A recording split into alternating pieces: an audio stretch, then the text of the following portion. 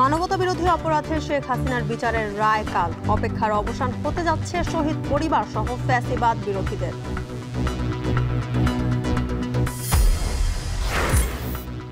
ইস্কাটনে cocktail পথচারী আহত, সিলেট ময়মনসিংহে গাড়িতে আগুন, মাদারীপুরে গাছ ফেলে সড়ক অবরোধ, কুমিল্লায় আটক ৪৪।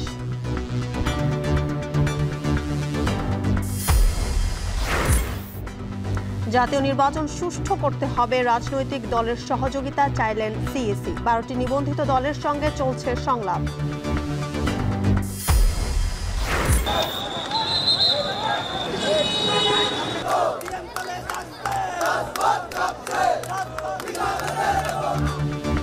বরিশালে হাওড় ভাড়া নিয়ে শিক্ষার্থী শ্রমিক সংঘর্ষের জেরে নথুল্লাবাদ টার্মিনাল থেকে সব রুটে বন্ধ বাস, ভোগান্তিতে যাত্রীরা।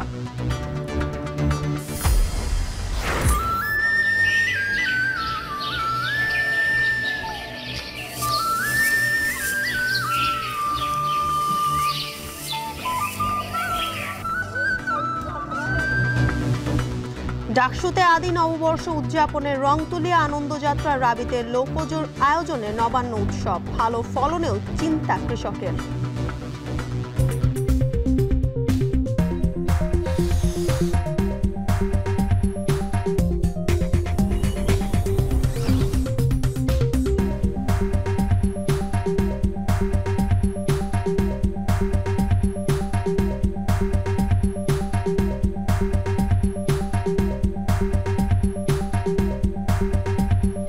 স্বাগত। এখন ঢাকায় পুরো আয়োজনে আপনাদের সঙ্গে আছে আমি জানসিন জুথিকা।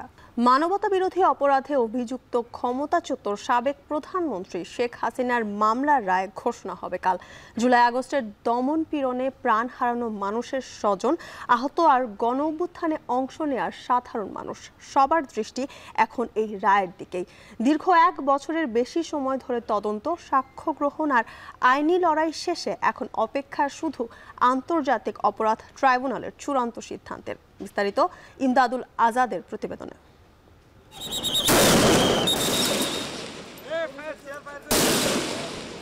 জাতিসংঘের হিসেবে জুলাই অভ্যুত্থানের দমনপীড়নে প্রাণ গেছে অন্তত ১৪০০ নিরীহ মানুষের। ঘাতকের বিচারের অপেক্ষায় দীর্ঘ ১ বছরের বেশি সময় অপেক্ষার পর রায় পেতে চলেছে শহীদ পরিবার, আহত এবং গণ অভ্যুত্থানে অংশ নেওয়া এদেশের আপামর জনগণ।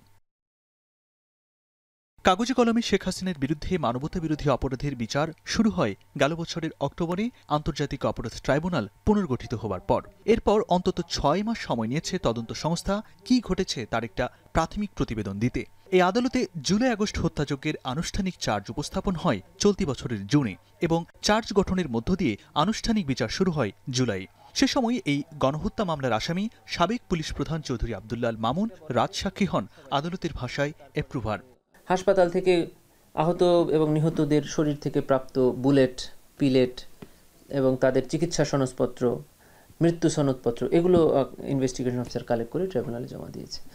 শুধু তাই নয়, জুলাই গণ অভ্যুত্থানে যে হেলিকপ্টার ব্যবহার করা হয়েছিল সেই হেলিকপ্টারের ফ্লাইট শিডিউলও আমরা ট্রাইব্যুনালে জমা দিয়েছি। ইনভেস্টিগেশন অফিসার এগুলো কালেক্ট করেছেন তার তদন্তকালে। মোটা দাগে এই মামলার ৫৪ জন সাক্ষীর জবানবন্দি, প্রমাণপত্রে আন্তর্জাতিক অপরাধ ট্রাইব্যুনালের প্রসিকিউশন টিম ৫টি সুনির্দিষ্ট অভিযোগ প্রমাণ করতে লড়েছে। এর শুরুতেই আছে ১৪ জুলাই শেখ হাসিনার শিক্ষার্থীদের রাজাকারের বাচ্চা ও নাতিপুতি সম্বোধনের বিষয়টি। মুক্তিযোদ্ধাদের নাতিপুতিরাও পাবে না, তাহলে কি রাজাকারের নাতিপুতিরা পাবে? প্রসিকিউশন পক্ষ এই বক্তব্যকে গণহত্যার উস্কানি হিসেবে চিত্রিত করার চেষ্টা করেছেন। গণহত্যার নির্দেশ, পরিকল্পনা, সংগঠিত করার অভিযোগ হিসেবে আরও এসেছে রংপুরে আবু সাইদের হত্যাকাণ্ড, চানখারপুলে ৫ আগস্ট ৬ জনকে হত্যা, আশুলিয়ায় গুলি করে লাশ পুড়িয়ে দেওয়ার ঘটনা এবং হেলিকপ্টার থেকে গুলি এবং ছাত্র জনতার উপর মারণঘাতী অস্ত্র ব্যবহারের নির্দেশনা। ওপেন নির্দেশনা দিয়ে দিচ্ছে, এখন ল্যাথাল ওয়েপন ব্যবহার করবে, যেখানে পাবে সেটা গুলি করবে। প্রসিকিউশন মনে করছেন তারা অকাট্যভাবে পতিত স্বৈরাচার সহ অন্যান্য আসামিদের অপরাধ প্রমাণ করতে পেরেছেন। এটা হলো এমন একটা অপরাধের ক্রাইম অফ দি ক্রাইমস, যেখানে মাত্র ২০ দিনে ১৪০০ মানুষকে হত্যা করা হয়েছে এবং ২৫,০০০ মানুষকে নির্মমভাবে আহত করা হয়েছে, তাদের অঙ্গহানি হয়েছে, স্থায়ীভাবে পঙ্গুত্ব বরণ করেছে, অন্ধত্ব বরণ করেছে। তার শাস্তি যদি মৃত্যুদণ্ড না হয় তাহলে ন্যায় বিচার, এই ভিকটিমরা ন্যায় বিচার পাবে না। প্রশ্ন হলো, যেখানে মামলার ৩ আসামির মধ্যে ২ জনই পলাতক, তখন এই বিচারের ভবিষ্যৎ কি? এটা রাষ্ট্রের কূটনৈতিক দায়িত্ব। আমাদের দায়িত্ব হলো আইনের মধ্যে থেকে বিচার সম্পন্ন করা, আমরা সেই বিচার সম্পন্ন করেছি। শাস্তি প্রয়োগ করা, এইটা হলো এই আইনের অধীনে স্পষ্ট বলা আছে যে গভর্নমেন্ট এই শাস্তিগুলো এক্সিকিউট করবেন। গভর্নমেন্ট কিভাবে এক্সিকিউট করবেন এটা অ্যাবসলিউটলি গভর্নমেন্টের উপরে। আন্তর্জাতিক অপরাধ ট্রাইব্যুনালের প্রসিকিউশন টিম দাবি করছেন এই বিচার এতটা স্বচ্ছ হয়েছে যে জাতীয় আন্তর্জাতিকভাবে এটি প্রশ্নাতীতভাবে গ্রহণযোগ্য হবে। আদালত এজলাস থেকে বিচার কাজ সরাসরি দেখানো সহ অনেক ব্যতিক্রম ব্যাপার দেখা গেছে জুলাই আগস্টের মানবতাবিরোধী অপরাধের এই মামলায়। কিন্তু প্রতিবেশী ভারত যেভাবে অভিযুক্ত সাবেক প্রধানমন্ত্রীকে আশ্রয় দিয়ে রেখেছে এবং কার্যক্রম নিষিদ্ধ আওয়ামী লীগ যেভাবে প্রতিক্রিয়া দেখাচ্ছে, সেখানে মানবতাবিরোধী অপরাধের মামলার রায় ঘোষণা হলে কী প্রতিক্রিয়া আসবে এবং সরকার সেটিকে কিভাবে সামাল দেবে সেদিকেও নজর রাখছেন অনেকে। ইমদাদুল আজাদ, এখন, ঢাকা। রাজধানীর নিউ ইস্কাটন রোডের ওয়াকফ ভবনের সামনে একটি ককটেল বিস্ফোরণ হয়েছে। এ ঘটনায় এক পথচারী আহত হয়েছেন। সকাল 8:40 দিকে এই ককটেল বিস্ফোরণের ঘটনা ঘটে। আহত ব্যক্তির নাম আব্দুল বাসির। তিনি একটি বেসরকারি প্রতিষ্ঠানে কাজ করেন। তিনি হেঁটে বাংলা মোটরে তার অফিসে যাওয়ার সময় ককটেল বিস্ফোরণে আহত হন। আব্দুল বাসিরের পায়ে ও হাতে জখম হয়েছে। তিনি বলেন, প্রতিদিনের মতো সকালে হেঁটে অফিসে যাচ্ছিলেন। তিনি ধারণা করছেন ওয়াকফ ভবনের সামনে দিয়ে যাওয়া উড়াল সড়কের ওপর থেকে কেউ ককটেল ছুঁড়ে মেরেই চলে যায়। জুলাইয়ে মানবতা বিরোধী অপরাধের অভিযোগে ক্ষমতাচ্যুত প্রধানমন্ত্রী শেখ হাসিনার বিরুদ্ধে করা একটি মামলার রায় ঘোষণাকে কেন্দ্র করে আওয়ামী লীগ আবারও অনলাইনে 2 দিনের শাটডাউন কর্মসূচি ঘোষণা করেছে। এরই মধ্যে বিভিন্ন জায়গায় ককটেল বিস্ফোরণ ও বাসে আগুন দেওয়ার ঘটনা ঘটেছে।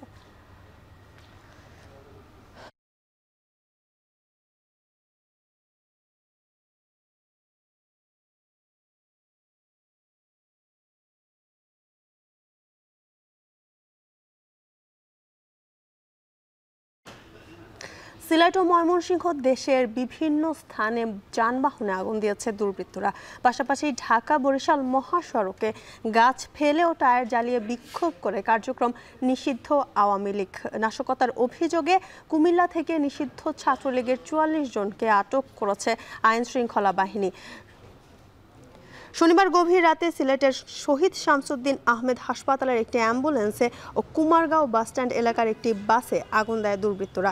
খবর পেয়ে ফায়ার সার্ভিসের কর্মীরা ঘটনাস্থলে গিয়ে আগুন নিয়ন্ত্রণে আনেন। আগুনে অ্যাম্বুলেন্সটি পুড়ে ছাই হয়ে গেছে, তবে এতে প্রাণহানির কোনো খবর পাওয়া যায়নি। একইভাবে ময়মনসিংহে ক্যাভার্ড ভ্যানে আগুন দেয় দুর্বৃত্তরা। এদিকে ঢাকা বরিশাল মহাসড়কের ওপর গাছ ফেলে অবরোধ করেছে কার্যক্রম নিষিদ্ধ আওয়ামী লীগের নেতাকর্মীরা। ভোর থেকে মাদারীপুরের গোপালপুরে বাস স্ট্যান্ডের উত্তর পাশ সহ কয়েকটি স্থানে গাছ ফেলে সড়ক অবরোধ করে তারা। নাশকতার অভিযোগে কুমিল্লা থেকে নিষিদ্ধ ছাত্রলীগের 44 জনকে আটক করেছে আইন শৃঙ্খলা বাহিনী।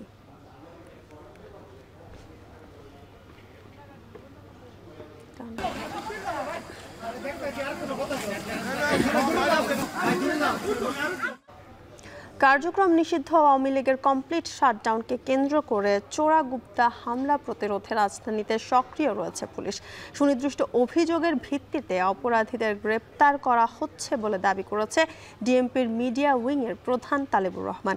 এদিকে পুলিশের নতুন পোশাক মনোবল ভাঙার কারণ হবে না বলেও মনে করেন পুলিশের এই কর্মকর্তা।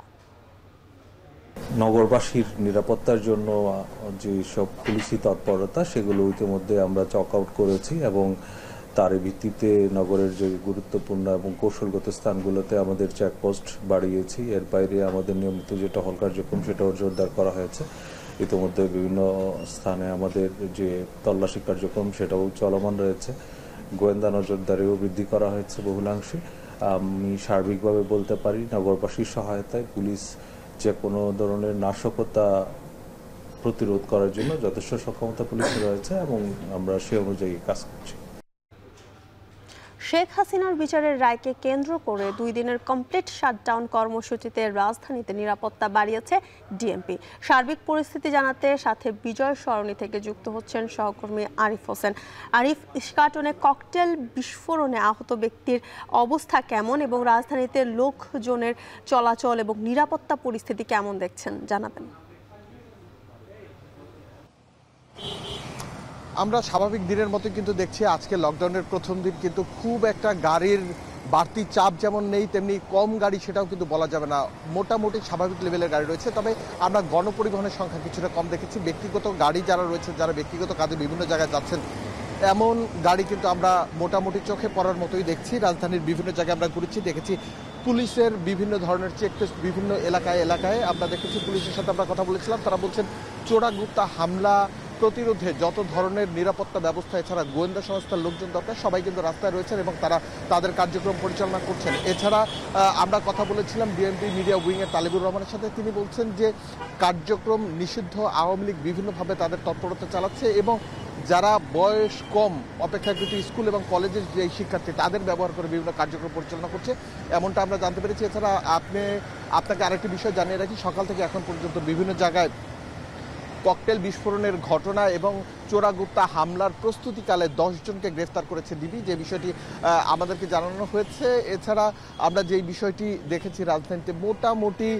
ঢিলে ঢালাভাবে কমপ্লিট শাটডাউনের যেই অনুষ্ঠান, কমপ্লিট শাটডাউনের যে কার্যক্রম রয়েছে, কর্মসূচি রয়েছে, কার্যক্রম নিষিদ্ধ আওয়ামী লীগের সেটি তারা পরিচালনা করছেন। তবে সাধারণ মানুষের সাথে কথা বলেছিলাম, তারা বলছেন যে এই ধরনের চোরাগুপ্তা হামলা অথবা নাশকতা থেকে ফিরে শান্তিপূর্ণ কার্যক্রমের মাধ্যমে বিষয়টি হ্যান্ডেল করার জন্য। এছাড়া আমরা এই মুহূর্তে দাঁড়িয়ে রয়েছি বিজয় সরণি। এছাড়া আশপাশের যে এলাকাগুলো রয়েছে প্রত্যেকটি এলাকায় আমরা দেখতে পাচ্ছি কম বেশি গাড়ির চাপ রয়েছে। তবে ঢিলে ঢালাভাবে পালিত হচ্ছে কমপ্লিট শাটডাউন। সকালে শুধুমাত্র একটি ককটেল বিস্ফোরণ ছাড়া এখন পর্যন্ত কোনো ধরনের চোরাগুপ্তা হামলা অথবা নাশকতার খবর পাওয়া যায়নি।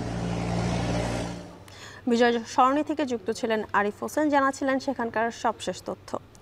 সবার সহযোগিতা ছাড়া সুষ্ঠু ও গ্রহণযোগ্য নির্বাচন সম্ভব না বলে জানিয়েছেন প্রধান নির্বাচন কমিশনার এএমএম নাসির উদ্দিন। বলেন, লেভেল প্লেইং ফিল্ড নিশ্চিত করতে চায় নির্বাচন কমিশন। সকালে আগারগাঁওয়ের নির্বাচন ভবনে রাজনৈতিক দলগুলোর সাথে সংলাপের শুরুতে এ মন্তব্য করেন তিনি। এ সময় সিএসি বলেন, আচরণবিধি পরিপালনের ওপর একটা সুষ্ঠু নির্বাচন নির্ভর করে, তাই দলীয়ভাবে আচরণবিধি প্রচার করার আহ্বান জানান তিনি। এদিন নিবন্ধিত রাজনৈতিক দলগুলোর সঙ্গে দ্বিতীয় দিনের মতো সংলাপ করছে কমিশন।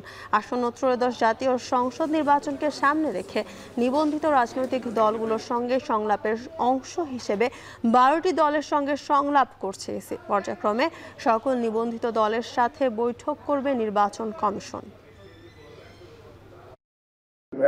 আমাদের ডায়াসপোরাদের ভোটের একটা ব্যবস্থা করা, এখানে আমাদের যারা ভোট কালেকশন করেন প্রায় 10 লক্ষের মতো লোক নিয়োজিত থাকেন, আইন শৃঙ্খলা বাহিনী থেকে শুরু করে পুলিং অফিসার, প্রিসাইডিং অফিসার ইত্যাদি। ওরা নিজেরা কোনোদিন ভোট দিতে পারে না, তাদের একটা ভোটের ব্যবস্থা উদ্যোগ আমরা নিয়েছি। ভোটারদেরকে কেন্দ্রে নিয়ে আসা, একটা সেফ এনভায়রনমেন্ট যাতে আমরা ক্রিয়েট করতে পারি, সেই ব্যাপারে আমাদেরকে সহযোগিতা করা। এই সমস্ত বিষয়ে আপনাদের একটা পরামর্শ আমরা চাইব, কিভাবে আমরা একটা সুষ্ঠু সুন্দর একটা নির্বাচন দিতে পারি। ত্রয়োদশ জাতীয় সংসদ নির্বাচনকে সামনে রেখে নিবন্ধিত রাজনৈতিক দলগুলোর সঙ্গে সংলাপের অংশ হিসেবে আজ 12টি দলের সঙ্গে সংলাপে বসতে যাচ্ছে নির্বাচন কমিশন। এ বিষয়ে আরও বিস্তারিত জানাতে রাজধানীর আগারগাঁও নির্বাচন কমিশন সচিবালয় থেকে যুক্ত হচ্ছেন আসিফ ইকবাল খান। আসিফ, আজ কোন কোন রাজনৈতিক দলের সাথে বৈঠক করবে কমিশন, সেখানে কি কি বিষয় আলোচনা হবে সে বিষয়ে আমাদের বিস্তারিত জানাবেন। জ্যোতিকা, এই 53টি নিবন্ধিত রাজনৈতিক দলের সাথে নির্বাচন কমিশন এই সংলাপে বসছে। আসলে এই যে অংশীজনদের সাথে নির্বাচন একটি সুষ্ঠু নির্বাচন পরিচালনার জন্য অংশীজনদের সাথে আলোচনা বা সংলাপের অংশ হিসেবে কিন্তু নির্বাচন কমিশন এতদিন আমরা দেখেছি বিভিন্ন অংশীজনের সাথে কথা বলেছে। এবার তারই অংশ হিসেবে কিন্তু রাজনৈতিক দলগুলো অর্থাৎ নিবন্ধিত 53টি রাজনৈতিক দলের সাথে তারা কিন্তু সংলাপে বসছে।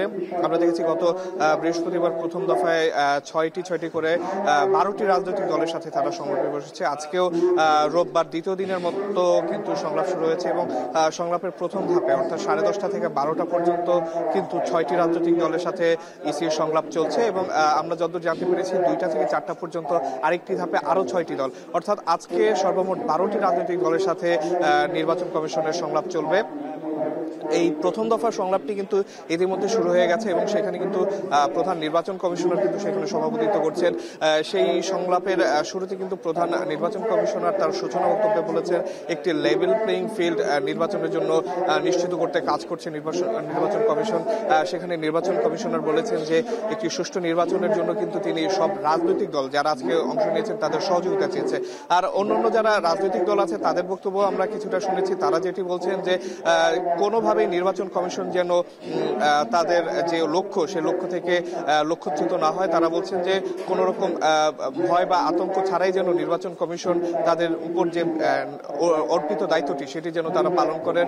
আমরা এখানে নির্বাচনকালীন পোস্টার নিয়ে কিন্তু কিছু অভিযোগের কথা শুনেছি বিভিন্ন রাজনৈতিক দলের কাছ থেকে। সেটি এসছে লেভেল প্লেইং ফিল্ড নিশ্চিত করার জন্য দাবি আমরা এখানে বিভিন্ন রাজনৈতিক দলের মুখে শুনেছি।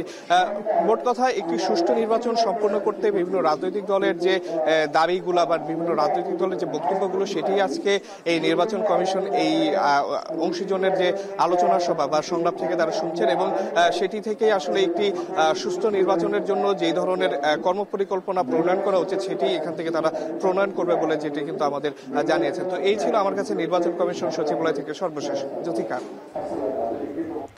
ইসি সচিবালয় থেকে যুক্ত ছিলেন আসিফ ইকবাল খান, জানাচ্ছিলেন সেখানকার সবশেষ তথ্য। লোকগানের সুরে স্নিগ্ধ ভোরে নবান্নের আয়োজন চলছে রাজশাহী বিশ্ববিদ্যালয়। অগ্রহায়ণের নিমন্ত্রণে কৃষি অনুষদের শিক্ষার্থীরা মেতেছেন নতুন ধানের পিঠাপুলি আর হেমন্তের লোকজ আয়োজন নিয়ে। এ নিয়ে বিস্তারিত জানাতে রাজশাহী বিশ্ববিদ্যালয় থেকে যুক্ত হচ্ছেন রাকিবুল হাসান। রাকিব, নবান্ন বরণে কি আয়োজন রাবি ক্যাম্পাসে, বিস্তারিত জানাবেন।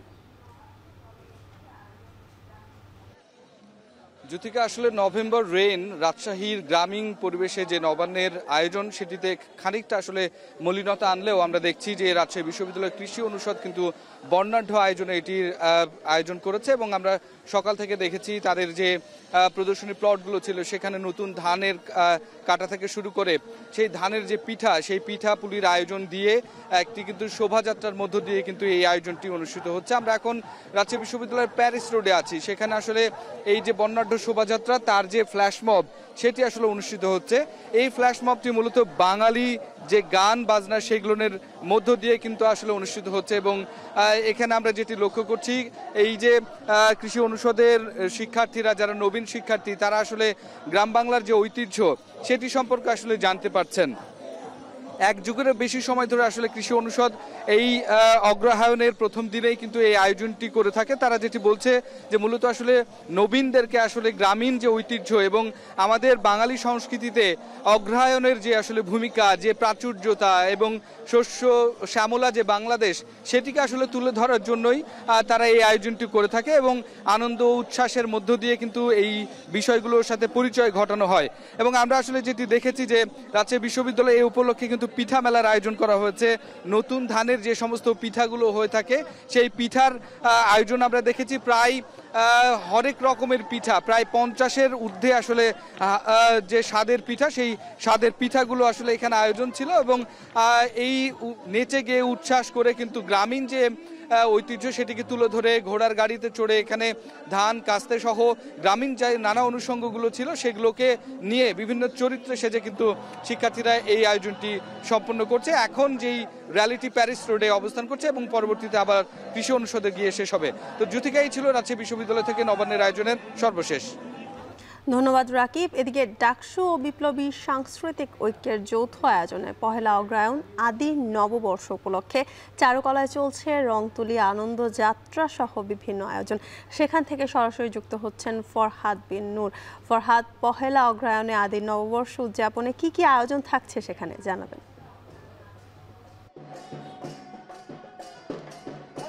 ধন্যবাদ। আমরা দেখছি যে ঢাকা বিশ্ববিদ্যালয়ের যে চারুকলায় এই নবান্নের এবং পহেলা যে অগ্রহায়ণ, এই অগ্রহায়ণের উপলক্ষে যে আয়োজন করা হয়েছে সেটির নাম তারা দিয়েছে আদি নববর্ষ। এবং এই আয়োজনের এই মুহূর্তে আমরা দেখছি যে একটি আনন্দযাত্রা শুরু হয়েছে। সেই আনন্দযাত্রাটি চারুকলা হয়ে টিএসসি ঘুরে আবার চারুকলায় গিয়ে শেষ হবে। আমরা দেখছি যে এই এবারের যে নবান্নের যে মোটিভ আমরা দেখেছি জুলাই 36, এই জুলাই 36কে তারা মোটিভ হিসেবে গ্রহণ করেছে। এবং আমরা দেখছি যে বাংলাদেশের যে বাঙালির যে ঐতিহ্য, সেই বউকে একেবারে পালকিতে করে নিয়ে যাওয়ার যে ঐতিহ্য, সেই ঐতিহ্য আমরা এখানে লক্ষ্য করছি। এছাড়া আমরা দেখছি যে পালকিতে বউ রয়েছে, সেই বউকে নিয়ে যাওয়া হচ্ছে। এছাড়া আমরা দেখছি যে পেছনেও আরও যেসব বাঙালির যে ঐতিহ্য, সেই ঐতিহ্যগুলোকে এখানে তুলে ধরা হয়েছে। কুলা নিয়ে ধান যে পরিষ্কার করবার যে বিষয়গুলো, সেগুলো রয়েছে। আমরা দেখছি যে মাছ ধরবার যে জাল, নদী পুকুরে মাছ ধরবার যে জাল, সেটি নিয়ে যাওয়া হচ্ছে। এছাড়া এখানে বাঙালির যে ঐতিহ্য আমরা দেখছি, কৃষকের ধান কাটা, কাস্তে, এই বিষয়গুলোকেও কিন্তু তারা শোভাযাত্রায় শোভাযাত্রায় রেখেছে। এছাড়া আমরা দেখেছি যে চিত্র প্রদর্শনীয় রয়েছে এবং তারা যেটি বলছেন যে আদি যে নববর্ষ, মূলত সম্রাট আকবর এর আগে এই নববর্ষ মূলত পালন করা হতো এই পহেলা অগ্রহায়ণে। এবং সেই যে বাঙালির যে ঐতিহ্য, সেই ঐতিহ্যটিকেই মূলত আজকে এখানে ফুটিয়ে তোলা হচ্ছে। এবং বাঙালির যে প্রকৃত অর্থেই যে তারা যে আজকের দিনে নব অন্ন, যে ঘরে যে নতুন ধান যে তুলবার যে আনন্দ, সেই আনন্দটি কিন্তু আজকে পুরো ঢাকা বিশ্ববিদ্যালয়ে আমরা দেখছি যে চারুকলায় এবং ডাকসুর উদ্যোগে সেটি কিন্তু আজকে এখানে গ্রহণ করা হয়েছে। তো এই ছিল ঢাকা বিশ্ববিদ্যালয় থেকে আমার কাছে সবশেষ তথ্য। ঢাকা বিশ্ববিদ্যালয় ও রাজশাহী বিশ্ববিদ্যালয়ের নবান্ন উৎসবের আয়োজন দেখছিলাম আমরা। মাঠে মাঠে এখন চলছে আমন ধান কাটা মাড়াইয়ের ধূপ। নবান্নের আনন্দে মেতেছেন চাষিরা। এ বিষয়ে জানাতে যশোর থেকে যুক্ত হচ্ছেন রামিম চৌধুরী। রামিম, এবার ফলন কেমন হয়েছে? ধান কাটা উৎসবে কেমন দেখছেন সেখানকার পরিস্থিতি? বেশি জমিতে কিন্তু আমন ধানের আবাদ হয়েছে, সেখান থেকে 4 লাখের বেশি মেট্রিক টন চাউল উৎপাদন হচ্ছে। এবং এই যে ধান এবং চাউলের যে মূল্য, সেটি কিন্তু নির্ধারণ করেছে 2627 কোটি টাকা বলে জানিয়েছেন কৃষি বিভাগের পক্ষ থেকে। আমাদের কাছে কৃষকরা কিছুটা অভিযোগ করেন এবং চাউলের যে দাম কিছুটা কম রয়েছে। এই ধানের দামটা যদি বেশি হতো তাহলে তাদের কিছুটা লাভ হতো, যেহেতু সার, মজুরি এবং কীটনাশক এই সমস্ত দাম কিন্তু অন্যান্য বছরের তুলনায় প্রতি বছরই বেশি হয়, এবছরও বেশি রয়েছে। সে কারণে তারা যদি ধানের ন্যায্য মূল্যটি না পায় তাহলে তারা ক্ষতিগ্রস্ত হবে। এখন মাঠে মাঠে যে নবান্নের উৎসব চলছে, ধান কাটার যে উৎসব চলছে, সেটি কিন্তু আমরা দেখছি যে কৃষকরা ধান মাড়াই করতে ব্যস্ত সময় পার করছেন। এই ধান কেটে কিন্তু তারা বাড়ি নিয়ে যাচ্ছেন। সব মিলে মাঠে মাঠে যে কৃষকের যে উৎসব, সেই ধান কাটার উৎসব চলছে। এই ধান কেটে অন্য ফসল। মাওলানা আব্দুল হামিদ খান ভাসানের মৃত্যুবার্ষিকী উপলক্ষে জাতীয় প্রেস ক্লাবের আলোচনা সভায় কথা বলছেন বিএনপির মহাসচিব মির্জা ফখরুল ইসলাম আলমগীর। আমরা সরাসরি যুক্ত হচ্ছি সেখানে। একেবারে কাছের মানুষ ছিলেন। এই মানুষটিকে যত দেখা যেত, যত কাছে যাওয়া যেত, ততই অভিভূত, বিস্মিত হতে হতো যে একটা মানুষ কিভাবে তার সমস্ত জীবনটাকে রাজনীতির জন্য, মানুষের জন্য, সাধারণ মানুষের কল্যাণের জন্য নিয়োগ করতে পারে। মাফ করবেন, মাওলানা আব্দুল হামিদ খাসানি আপনারা শুনেছেন ইতিমধ্যেই, 3টে জেনারেশন, আমাদের ব্রিটিশ ভারত, পাকিস্তান এবং বাংলাদেশ, এই 3টি সময় তিনি কিন্তু যতদিন বেঁচে ছিলেন তিনি প্রচন্ড দাপটের সঙ্গে তার অস্তিত্ব প্রমাণ করেছেন। আমার এখনো মনে আছে 69-এর সেই গণঅভ্যুত্থানের ঠিক আগে আগে যেটা পাগল হয়ে বললেন যে কিভাবে শুরু হলো সেই হরতালের মধ্যে দিয়ে, কিন্তু তারপরে শেষের দিকে যখন 69 গণঅভ্যুত্থান চূড়ান্ত পর্যায়ে যাচ্ছে, অনশন আন্দোলন, সেই সময় পুরোনো আমাদের পল্টন ময়দানে একটা জনসভা হচ্ছিল, আপনি ছিলেন কি মনে নেই। সেখানে হঠাৎ করে পুলিশের গুলিবিদ্ধ একটি লাশ আসলো। সেই লাশটি দেখে তিনি বললেন, আর কোনো কথা নয়, ভায়োলেন্স, ভায়োলেন্স, ভায়োলেন্স। তিনটা শব্দ উচ্চারণ করেছিলেন এবং সমস্ত ঢাকা শহর সহ সারা দেশে আগুন জ্বলে উঠেছিল। এবং মৌলানা ভাসানী জানতেন যে কি করে জনগণের যে ক্রোধ তাকে কিভাবে সরকার উৎখাতের দিকে নিয়ে যাওয়া যেতে পারে। এবং তারপরে কয়েকদিন পরে টাইম ম্যাগাজিনে লেখা হলো দ্য প্রফিট অফ ভায়োলেন্স। এইভাবে সারা বিশ্বেই কিন্তু তার একটা প্রভাব ছড়িয়ে পড়েছিল তার রাজনীতিতে। মৌলানা আব্দুল হামিদ খান ভাসানী এই দেশের স্বাধীনতার স্বপ্ন দেখেছিলেন বহু আগে, সেটা আপনারা শুনেছেন। মৌলানা আব্দুল হামিদ খান ভাসানী এই দেশকে রাষ্ট্রকে একটা সত্যিকার অর্থেই কল্যাণমূলক রাষ্ট্র হিসেবে দেখতে চেয়েছিলেন, সেটা তিনি দেখে যেতে পারেননি। আমাদের নেতা স্বাধীনতার ঘোষক শহীদ প্রেসিডেন্ট জিয়াউর রহমানের মধ্যে তিনি সেই নেতা দেখতে পেয়েছিলেন যে নেতা হয়তোবা এই দেশের ভাগ্যে পরিবর্তন আনতে পারে। সেই নেতাও বেশি দিন টেকেনি, মাত্র 3 বছর পরে শহীদ প্রেসিডেন্ট জিয়াউর রহমানকে আমরা হারিয়েছি। বন্ধুগণ, আমরা যারা বিএনপি করি আমাদের একটা দায় আছে মৌলানা আব্দুল হামিদ খান ভাসানীর প্রতি। সে দায়টা হচ্ছে মাওলানা আব্দুল হামিদ খান ভাসানীর মৃত্যুবার্ষিকী উপলক্ষে জাতীয় প্রেস ক্লাবের আলোচনা সভায় কথা বলছিলেন বিএনপি মহাসচিব মির্জা ফখরুল ইসলাম আলমগীর। আমরা সরাসরি যুক্ত ছিলাম সেখানে।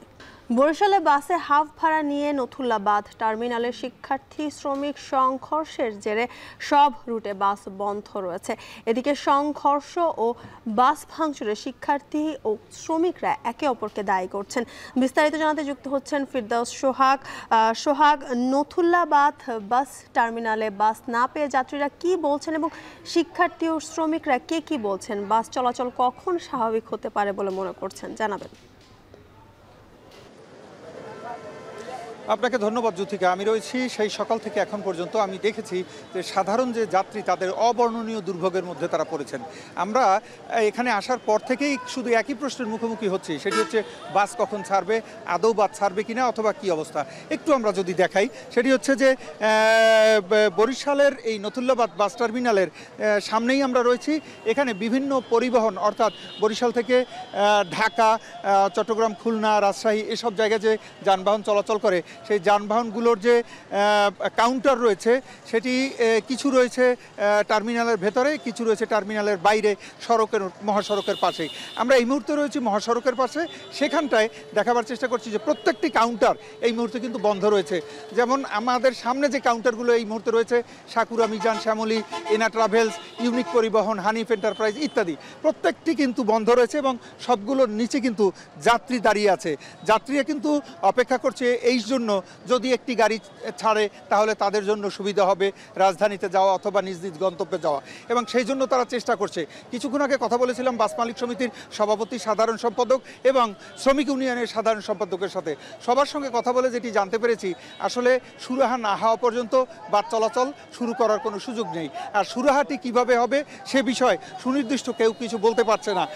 এখন পর্যন্ত কেউ বৈঠকে বসেনি, বৈঠকের জন্য বলা হয়নি, প্রশাসন থেকে তাদেরকে ডাকা হয়নি, কোনো আহ্বান নেই। সব কিছু মিলিয়ে একটি ঘোলাটে পরিবেশ। এই ছিল বরিশাল নথুল্লা বাস টার্মিনালের সবশেষ খবর। বরিশালের শিক্ষার্থী এবং শ্রমিক সংঘর্ষের খবর জানাচ্ছিলেন ফিরদাউস সোহাগ।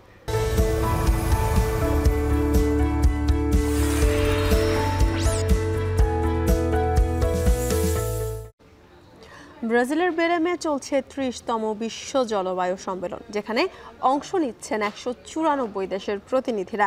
এবার সম্মেলনে অ্যামাজনের আদিবাসীদের বিষয়ে আলোচনাভুক্ত করার কথা থাকলেও তা শেষ পর্যন্ত করা হয়নি। ফলে আদিবাসীদের বিক্ষোভের আশঙ্কায় সম্মেলনের প্রধান গেটে অবস্থান নিয়েছে দেশটির সেনাবাহিনী। মিলান থেকে সে খবর জানিয়েছেন মাহমুদ রকিব। মাথায় অ্যামাজনের জীব জন্তুর পালক দিয়ে তৈরি বিশেষ মুকুট আর গায়ে ভিন্ন ধরনের পোশাক, হাতে দ্রোহের প্ল্যাকার্ড আর মুখে ধরিত্রী রক্ষার বিপ্লবী সুরের স্লোগান।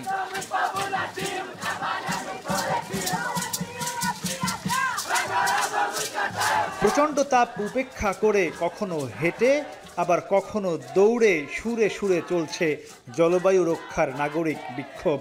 নারী, পুরুষ, যুবক, বৃদ্ধ নির্বিশেষে পরিবেশের ন্যায্যতা বুঝে নিতে এ আয়োজন।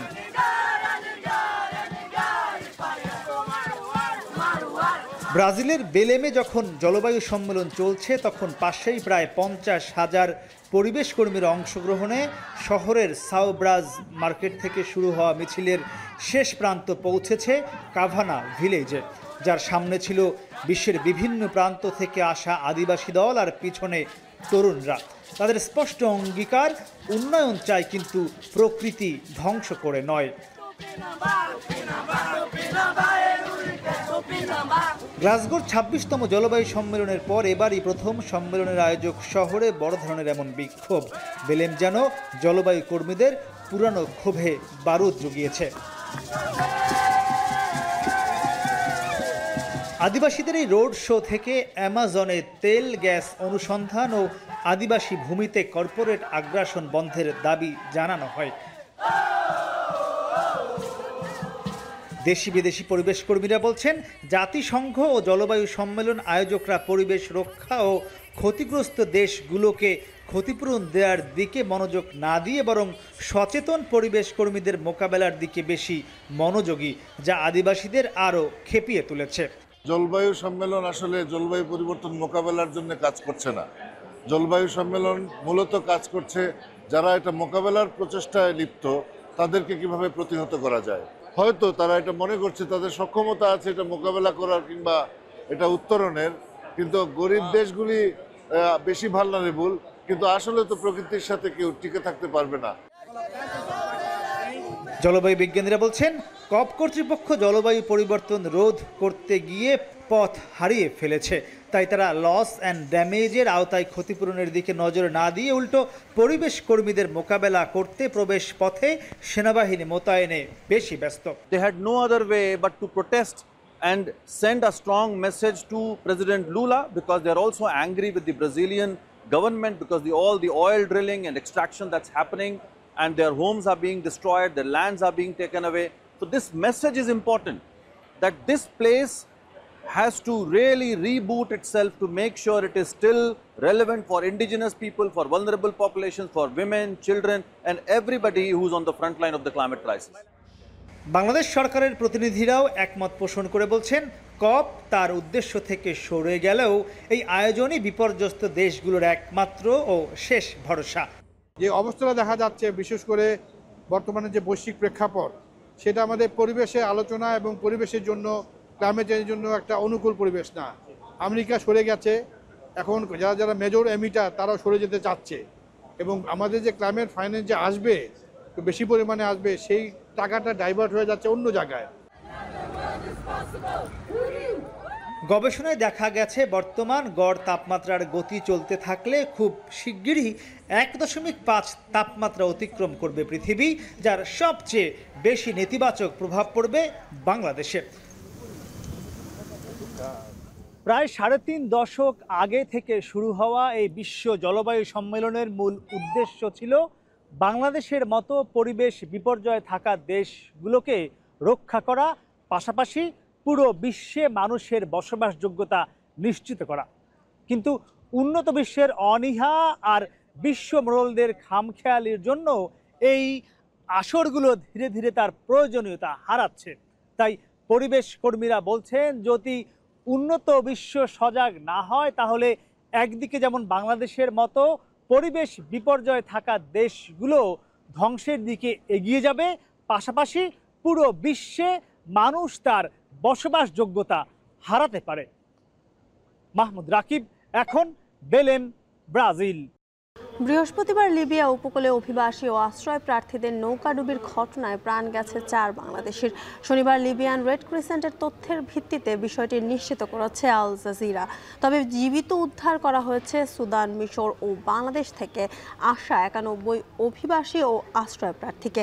লিবিয়া রেড ক্রিসেন্ট জানিয়েছে, বৃহস্পতিবার লিবিয়া উপকূলে পরপর ডুবে যায় অভিবাসী বোঝাই 2টি নৌকা। প্রথম নৌকায় যে 26 জন বাংলাদেশি ছিলেন তাদের মধ্যে 4 জন মারা গেছেন, আর দ্বিতীয় নৌকায় ছিল সুদান ও মিশর থেকে আসা 69 অভিবাসন প্রত্যাশী। ওই 4 বাংলাদেশি বাদে বাকি সবাইকে জীবিত উদ্ধার করা হয়েছে বলে নিশ্চিত করেছে আল জাজিরা। এর মধ্যে 8 শিশু ছিল বলে জানানো হচ্ছে। লিবিয়ান রেড ক্রিসেন্ট আরও নিশ্চিত করেছে, রাজধানী ত্রিপোলি থেকে 118 কিলোমিটার দূরের শহর আল হুমসের উপকূলের কাছে এই দুর্ঘটনা ঘটে।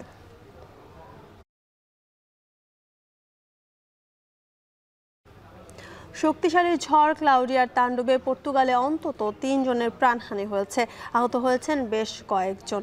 শনিবার পর্তুগাল ও স্পেনের পর ঝড়টি আয়ারল্যান্ড ও যুক্তরাজ্যের কয়েকটি অঞ্চলে আঘাত হানে। ক্লাউডিয়ার প্রভাবে মারাত্মক বন্যা শুরু হয়েছে যুক্তরাজ্যের ওয়েলস ও ইংল্যান্ডে, চলছে উদ্ধার অভিযান। শনিবার দিন জুড়ে ওয়েলস ও ইংল্যান্ডে রেল পরিষেবা ব্যাহত হয়েছে, বাতিল করা হয়েছে কয়েকটি ট্রেনের সময়সূচিও। স্থানীয় সময় শনিবার সন্ধ্যা পর্যন্ত বন্যার পরিস্থিতির কোনো উন্নতি হয়নি বলে জানিয়েছে ইংল্যান্ডের মনমুথ শহরের দমকল বিভাগ। মনমুথের অন্তত ৭০০ বসতবাড়ির বিদ্যুৎ সংযোগ বিচ্ছিন্ন হয়েছে। বন্যার কারণে ইংল্যান্ডে তলিয়ে গেছে ২০টিরও বেশি অবকাঠামো।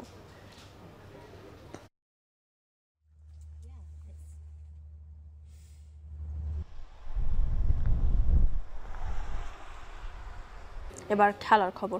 বিসিবি পরিচালক নাজমুল আবেদিন ফাহিমের বিরুদ্ধে ওঠা বয়স ভিত্তিক দলের কারচুপির অভিযোগের কোনো প্রমাণ পায়নি ক্রিকেট বোর্ড। জাতীয় ক্রীড়া পরিষদের তদন্তের নোটিশের জবাবে এমনটা জানানোর পাশাপাশি বিলম্বের ব্যাখ্যা দিয়েছে বিসিবি। তবে নারী ক্রিকেট কল্যাণ সমিতির পক্ষে এনএসসিতে অভিযোগ খতিয়ে দেখার দায়িত্ব জাহানারা আলম ইস্যুতে গঠিত ৫ সদস্যের তদন্ত কমিটির ওপর ন্যস্ত করেছে বিসিবি। বিস্তারিত আরিফুল ইসলাম সাহাবের প্রতিবেদনে। চলতি বছরের ৭ সেপ্টেম্বর জাতীয় ক্রীড়া পরিষদে নাজমুল আবেদিন ফাহিমের বিরুদ্ধে একাধিক গুরুতর অভিযোগ আনা হয়। নারী ক্লাব ক্রিকেট অ্যাসোসিয়েশনের পক্ষে করা সেই স্পর্শকাতর চিঠিতে তার নামে উঠে আসে নারী ক্রিকেটারদের সঙ্গে অনৈতিক সম্পর্কের পাশাপাশি বয়স চুরি করে বয়সভিত্তিক দলে অন্তত ১০ জন ক্রিকেটারকে খেলানোর অভিযোগ। গেল ৯ নভেম্বর এখন টেলিভিশনে অভিযোগের সেই চিঠি প্রকাশ করা হলে ক্রিকেট পাড়ায় চাঞ্চল্য সৃষ্টি হয়। ক্রিকেট সংশ্লিষ্টরা বিষয়টি নিয়ে সমালোচনা শুরু করার পরপরই আরেকটি চিঠি এখন টেলিভিশনের হাতে আসে। এনএসসি থেকে বিসিবিকে অধিকতর তদন্তের নির্দেশনা সম্বলিত সেই চিঠিতে বলা হয়, নাজমুল আবেদিন ফাহিম ও সিলেক্টর সজলের বিরুদ্ধে অভিযোগের সত্যতা পাওয়া গেছে। তবে ১৭ সেপ্টেম্বর ক্রীড়া পরিষদ থেকে বিসিবিকে চিঠি পাঠানোর প্রায় ২ মাস পর এই বিষয়ে বিবৃতি দিয়েছে ক্রিকেট বোর্ড, যেখানে বিসিবি দাবি করেছে অনূর্ধ্ব ১৯ দলের অনিয়ম ও দুর্নীতির অভিযোগের প্রেক্ষিতে তদন্ত করে তারা কোনো প্রমাণ পায়নি। আর বিসিবি নির্বাচনজনিত ব্যস্ততার কারণেই জাতীয় ক্রীড়া পরিষদের নির্দেশনার জবাব দিতে বিলম্ব করেছে বলে উল্লেখ করে ক্রিকেট বোর্ড। অবশ্য জাতীয় ক্রীড়া পরিষদের চিঠির উত্তর দিলেও নারী ক্রিকেট খেলোয়াড় কল্যাণ সমিতির পক্ষে আনিত অভিযোগ বা চিঠির বিষয়ে এখনো কোনো বিবৃতি দেয়নি ক্রিকেট বোর্ড। বরং অভিযোগগুলো খতিয়ে দেখার ভার জাহানারা আলম ইস্যুতে গঠিত ৫ সদস্য বিশিষ্ট তদন্ত কমিটির উপর ন্যস্ত করেছে বিসিবি। আরিফুল ইসলাম সাহাব, এখন।